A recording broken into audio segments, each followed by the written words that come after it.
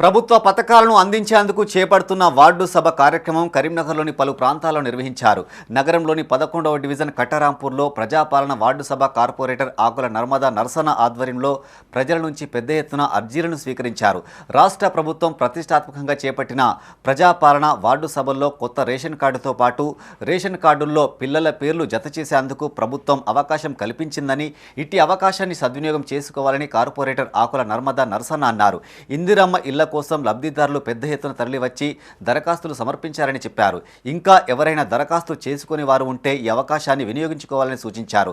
Ration కార్డులు, ఇందిరమ్మ ఇండ్లు చిట్ట చివరి వ్యక్తికి అందేంత వరకు ఈ ప్రక్రియ కొనసాగుతుందని స్పష్టం చేశారు. ఈ కార్యక్రమంలో 11వ division corporator Akula Narmada Narasanna, deputy commissioner Swaruparani, DE Omprakash, division officer Venkatareddy, ఆర్పీలు మంజుల, లత, విజయ తదితరులు పాల్గొన్నారు. వాళ్ళు కూడా అప్లికేషన్ చేసుకోవచ్చు. తర్వాత రెండవ వచ్చేసి పూర్తిగానే మీరు అప్లికేషన్ ప్రజాపాలనలో చేసుకొని వాళ్ళు ఇందిరమ్మ ఇండ్లకు సంబంధించిన వాళ్ళు మళ్ళీ పెట్టుకునే అవకాశం ప్రభుత్వము ఇవాళ తెలంగాణ ప్రభుత్వము గౌరవ ముఖ్యమంత్రి రేవంత్ రెడ్డి గారు, గౌరవ మంత్రి పొన్నం ప్రభాకర్ గారు, గౌరవ మంత్రి శ్రీధర్ బాబు గారు ఆదేశాల మేరకు ఇక్కడ కరీంనగర్ నగరంలో 11వ డివిజన్లో ఈరోజు స్పెషల్ ఆఫీసర్గా ఈరోజు డీసీ మేడం గారు, స్వరూప మేడం గారు ఈరోజు మనకు ముఖ్య అతిథిగా ఇక్కడ హాజరు కావడం జరిగింది.